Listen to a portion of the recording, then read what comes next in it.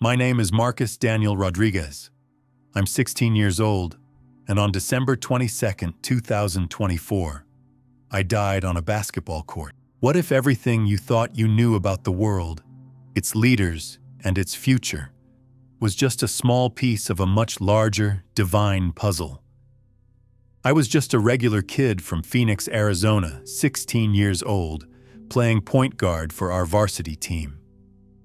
My life revolved around basketball, weekend shifts at my uncle's auto shop, and late nights gaming with my friends.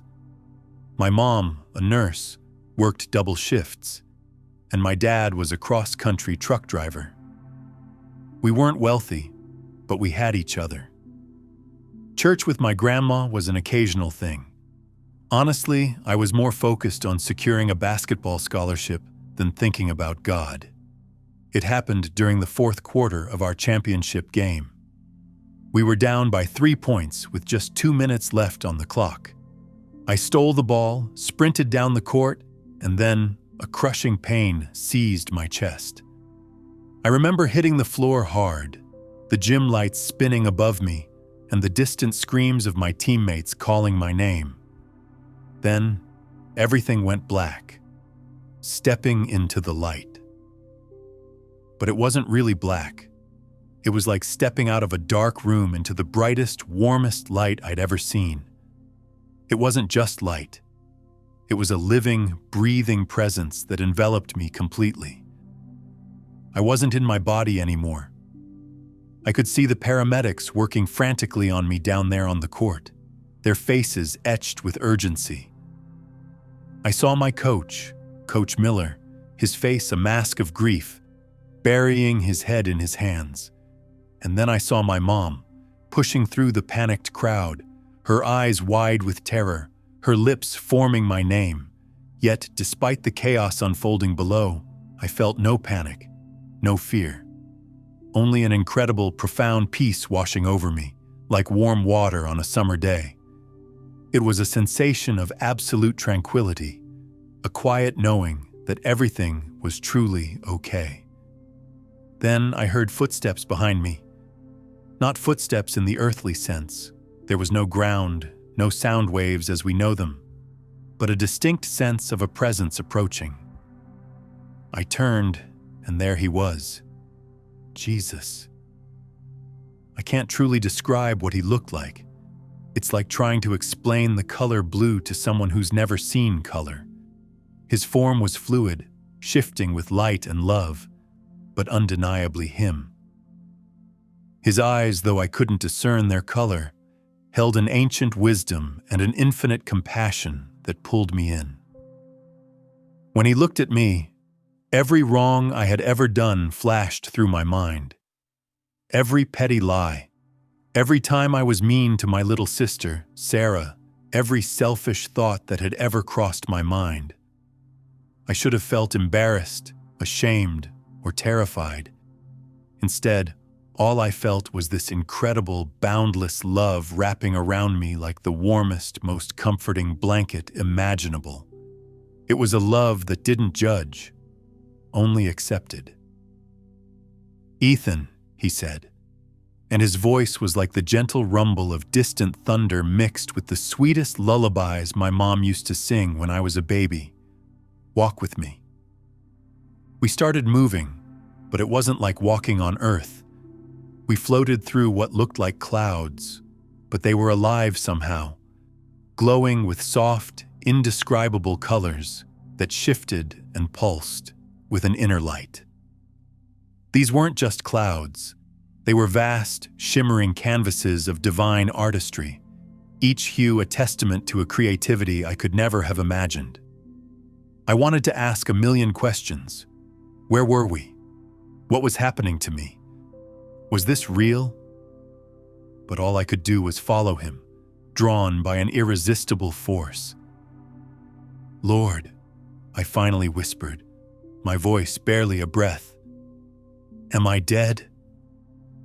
He smiled, and that smile made me understand joy for the first time in my life.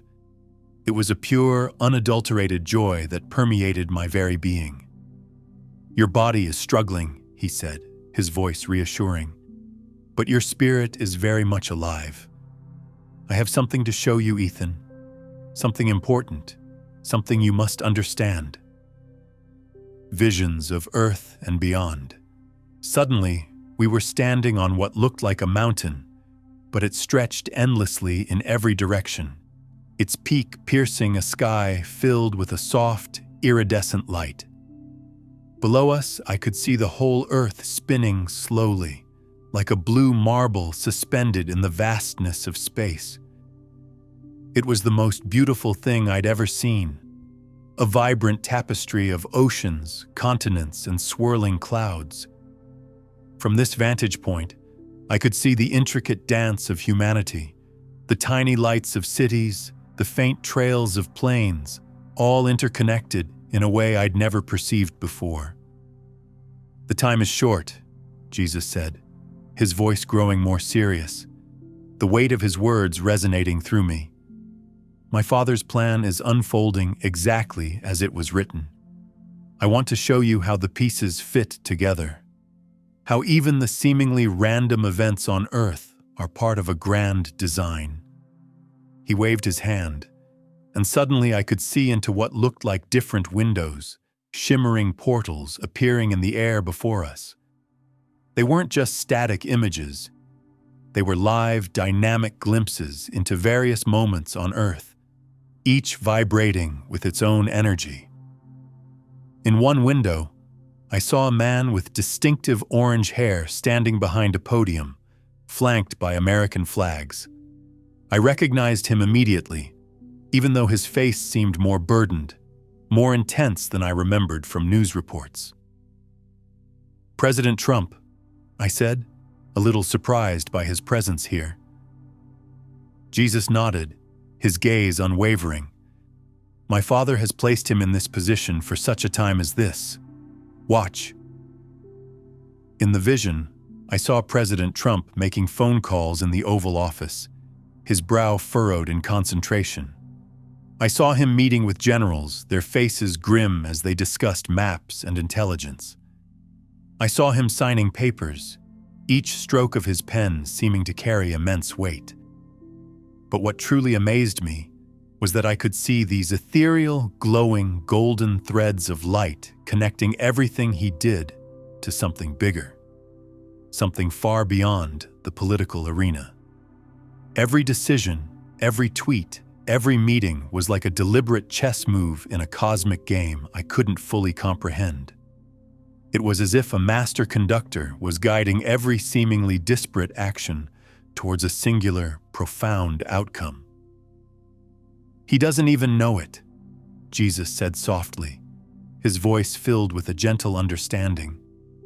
"But every choice he makes is preparing the way for the final battle between good and evil. My Father uses all things, Ethan, even those who don't fully understand their purpose or the greater currents they are part of." The scene shifted in the next window, and now I was looking at what appeared to be the Middle East. Dark, ominous clouds were gathering over Iran, and I could see thousands of people in the streets. Some bowed in prayer, their faces contorted with fervent devotion. Others angry and shouting, their fists raised in protest. The air vibrated with tension, a palpable sense of impending conflict. "Iran will make a move that seems devastating," Jesus continued, his voice resonating with an ancient knowledge. "But it will actually trigger the very events that bring about my return. The rulers there think they're serving their purpose, their own agendas, but they're serving mine. They are unwitting participants in a divine tapestry." I watched, transfixed, as missiles launched from Iran toward Israel. My heart started racing, a primal fear seizing me. But Jesus put his hand on my shoulder, and immediately I felt an unearthly calm flood through me again. "This will happen before the year ends," he said, his words clear and precise. "But do not fear. Every explosion, every tear, Every prayer lifted up in terror will be the birth pains of a new world. My world. A world cleansed and renewed. Then another window opened, revealing a bustling, futuristic factory, gleaming with advanced machinery. Inside, a tall man with dark, intense eyes stood amidst rockets and electric cars. I didn't recognize him at first glance, but somehow, an inner knowing whispered his name. Elon Musk, I murmured. Yes, Jesus said, a hint of something that might have been amusement in his voice. He thinks he's reaching for the stars, building a new future for humanity. But I'm using his gifts, his brilliance, his relentless drive to prepare humanity for what comes after the great shaking. The technology he creates, the connections he builds, the platforms he controls, they will all serve to spread my gospel to every corner of the earth in the final days. His innovations are not merely for human progress. They are tools in the hands of the divine. I watched as Elon's rockets launched into space, their fiery plumes streaking across the sky. I saw his electric cars gliding silently down highways. I saw his internet satellites connecting remote villages to the world, bridging vast distances. And just like with President Trump, I could see those same golden threads weaving through everything, connecting his work to God's bigger, inscrutable plan. The symphony of God's plan. But Lord, I said, feeling a whirlwind of confusion in my spirit, how does it all connect? These people, these events, it seems so disjointed, so random from an earthly perspective. Jesus smiled again, and suddenly all three windows merged into one massive, breathtaking vision. It wasn't just a merging of images, it was a revelation of interconnectedness. I saw President Trump making a pivotal decision that would in turn force Iran to act. I saw Iran's response triggering a conflict that would shake the whole world, sending ripples of fear and uncertainty across every nation. And during this global upheaval, I saw Elon's technology being used to broadcast the gospel, not just through traditional means, but through new, innovative platforms, reaching people who had never heard the name of Jesus before, people in the remotest villages, in the most oppressed nations. The enemy thinks he's winning when chaos comes, Jesus explained, his voice echoing with authority. He believes he can sow discord and destruction and ultimately triumph, but chaos is just the cracking of the old world to make room for the new. It is the necessary demolition before construction can begin. Trump, Iran, Elon, they're all part of my father's symphony, Ethan, each playing their distinct part, a note or a chord, whether they know it or not. The discord you see is merely a prelude to harmony. I saw Christians around the world falling to their knees in prayer as the conflicts began, their fervent cries rising like incense. I saw Muslims and Jews and people of every faith crying out to heaven for peace, their ancient prayers intertwining. And I saw Jesus himself, no longer in the gentle, comforting form I knew, but preparing to step back into the world, not as a helpless baby in a manger this time, but as a king coming to claim his throne, his glory filling the heavens.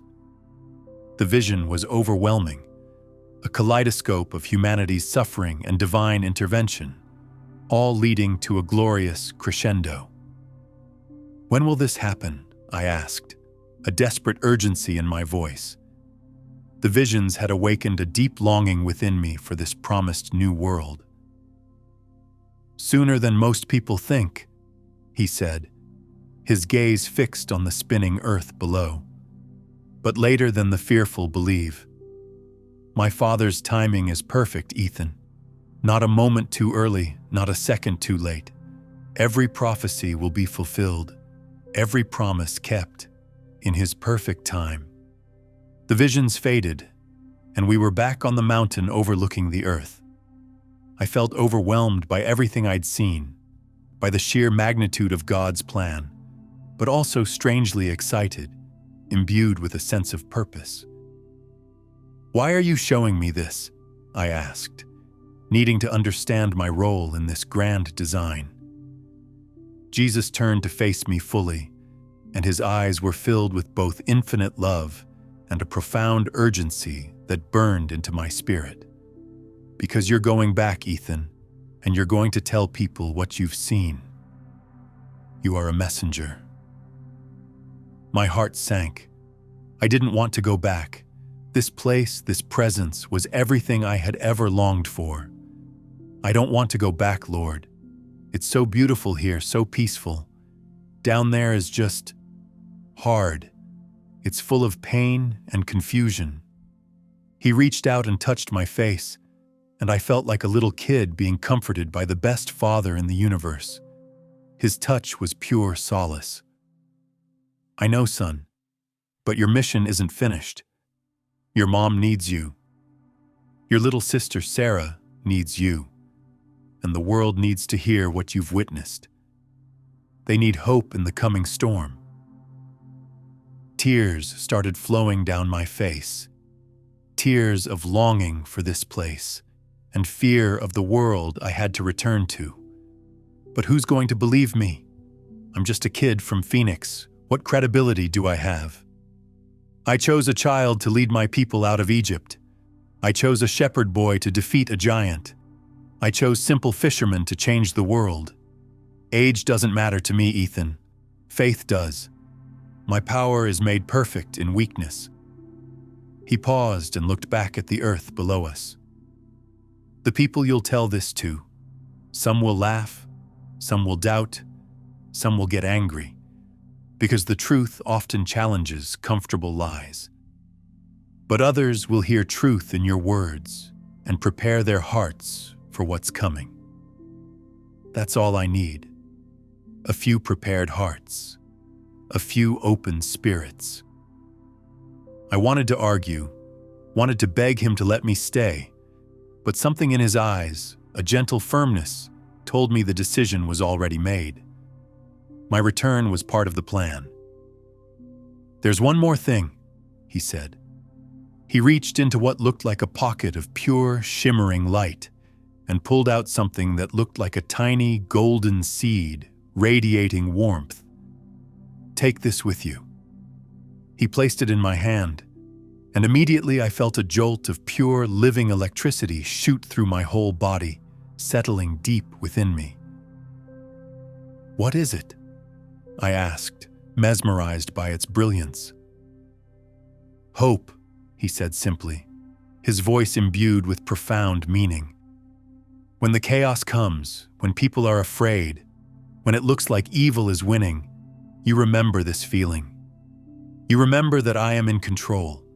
You remember that every tear will be wiped away, every wrong will be made right, and every knee will bow before me." The golden seed dissolved into my skin, and I felt it settle somewhere deep in my chest, right next to my heart, a constant, glowing ember. "It's time," Jesus said, His presence beginning to recede, not fading, but gently withdrawing. "Will I see you again?" I asked, a surge of panic rising at the thought of leaving him.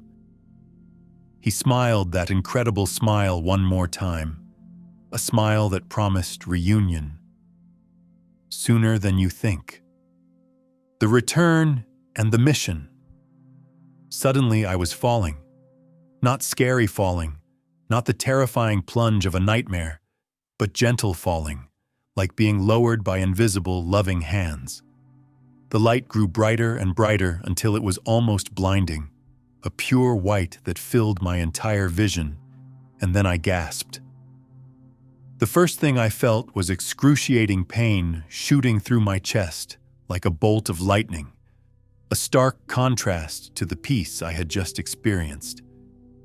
The second thing I heard was my mom screaming my name through her tears, her voice raw with agony. The third thing I saw was a paramedic staring at me with the most shocked expression I'd ever seen on a human face. His eyes wide, his mouth agape. "He's back," the paramedic whispered, his voice laced with disbelief. "He's actually back." I tried to speak, but my throat felt like sandpaper, raw and unresponsive. My mom grabbed my hand and squeezed it so tight I thought she might break my fingers.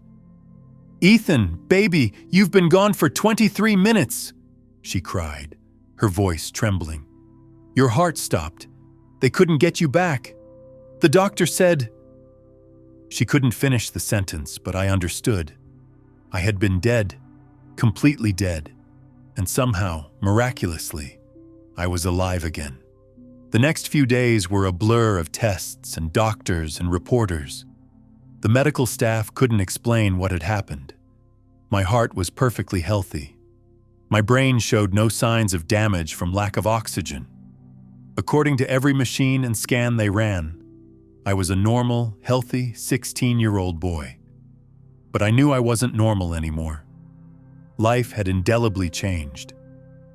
The first profound change I noticed was in my prayers. Before my death, prayer felt like talking to the ceiling, a hopeful whisper into the void. Now, when I prayed, I could feel that golden seed in my chest warming up, pulsating with a gentle light, and I knew God was listening, really listening. It wasn't just words. It was a connection, a tangible sense of presence. The second change was in how I saw people. It was subtle at first, then became clearer. I could look at someone and somehow sense if they were searching for God, if they were hurting deep down, if they needed hope but didn't know where to find it. It was like Jesus had given me a pair of spiritual glasses, allowing me to see beyond the surface, into the heart of their yearning. The third change was the dreams. Almost every night, I would dream about the visions he had shown me. I would see President Trump in meetings I knew were real, the golden threads still visible. I would see tensions building in Iran, the dark clouds growing more ominous. I would see Elon Musk working late into the night on projects that would change everything, his genius woven into a higher purpose. These weren't just dreams. They were ongoing revelations. And slowly, carefully, I started telling people. My pastor, Pastor Miller, was the first person I told the whole story to. He listened without interrupting, his face a mixture of skepticism and fascination. He asked a few questions, then sat quietly for a long time, his gaze distant. "Ethan," he finally said, his voice hushed. "I've been pastoring for 30 years. I've heard a lot of stories, a lot of claims, but there's something different about yours.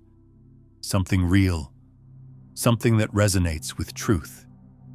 He helped me understand that what I had experienced was what people call a prophetic vision, not just a near-death experience, but an actual tangible glimpse into God's plan for the end times. Word spread slowly at first.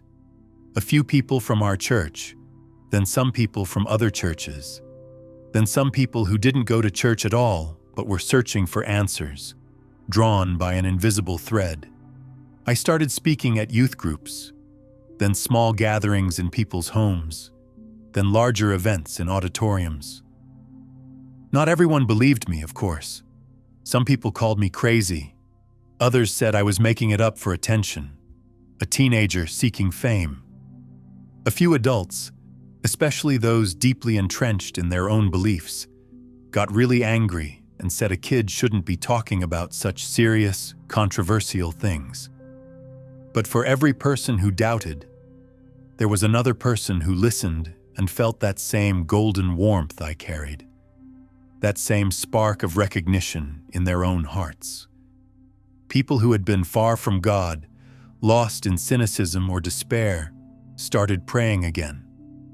People who had been afraid of the future, paralyzed by uncertainty, found a new sense of peace. People who had been confused about current events, seeing only chaos and division, started seeing God's hand in everything, a deliberate design unfolding. The true message of hope. I know what you're thinking. Where's the proof? When will these things happen? I don't have dates or headlines to show you. Jesus didn't give me a newspaper from the future, filled with specific predictions I could use to prove myself to the world. What he showed me were spiritual truths about how God works through world events, how every seemingly random piece fits into his grand tapestry, how even human choices, good or bad, are ultimately woven into his sovereign plan. But I can tell you this, since my experience, I've been watching the news differently. When I see President Trump making decisions, I remember those golden threads. When I read about rising tensions in the Middle East, particularly with Iran, I feel a prickling of recognition, a sense of foreknowledge. When I hear about Elon Musk's latest ambitious projects, I see God's hand moving, even when others just see politics, business, or scientific advancement. Some people have started listening to my story, not because I predicted the future, but because something about it rings true in their hearts, a deep resonance with a truth they intuitively understand. But the most important thing that's happened isn't the prophecies coming true, or the political shifts aligning with visions. It's the changed hearts. I've gotten letters from people all over the country, from different walks of life, telling me that my story helped them find God again, that it rekindled a faith they thought was lost forever. I've had parents tell me their kids started praying after hearing what I went through, seeking something beyond the superficial. I've had elderly people tell me they're no longer afraid to die because they know Jesus is waiting for them, that death is just a transition to that incredible light I experienced. That's when I truly understood why Jesus sent me back. It wasn't really about the prophecies or the politics or the specific details of the end times. It was about hope. See, when chaos comes, and it is coming, people are going to be terrified. They're going to think the world is ending, that God has abandoned them, that all is lost. But I've seen the end of the story. I've looked into Jesus' eyes and felt his perfect love. I've seen how every piece of confusion down here fits perfectly into his plan up there. The wars and rumors of wars, the signs in the heavens, the shaking of nations. It's not God losing control. It's God taking control. It's the old world, broken and flawed, being torn down so the new world can be built, a world of peace and righteousness under his reign. President Trump, Iran's leaders, Elon Musk, they're all just instruments in God's orchestra. Some of them know it, some of them don't. But every note they play, every action they take, is part of his symphony, leading to its grandest movement. And the most beautiful, most breathtaking part of all is that the symphony ends with Jesus coming back. Not as a helpless baby in a manger, not as a suffering servant on a cross, but as a conquering king, robed in power and glory, coming to claim his throne and establish his kingdom. Every tear will be wiped away. Every wrong will be made right. Every person who ever called on his name, who believed in him, will be with him forever. I know it's hard to believe.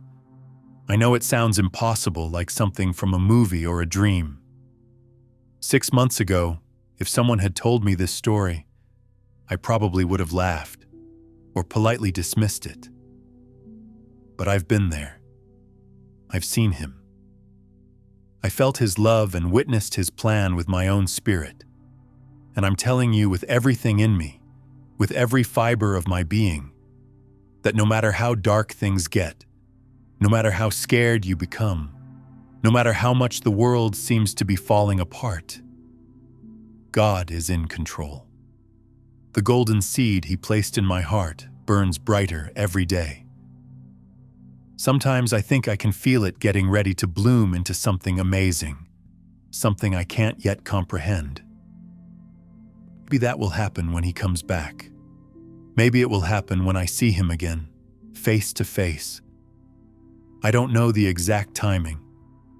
What I do know is this: if you're listening to my story and feeling that same warmth, that same flicker of recognition somewhere deep in your chest, that's Jesus calling you. He wants you to be part of His plan too. He wants to give you hope for what's coming, a hope that transcends earthly circumstances. You don't have to die and come back to life to know Him. You don't have to see visions to believe. You just have to open your heart and let Him in. Because ready or not, the symphony is about to reach its crescendo. And when it does, you're going to want to be on the right side of the music. The time is short, but there's still time to choose.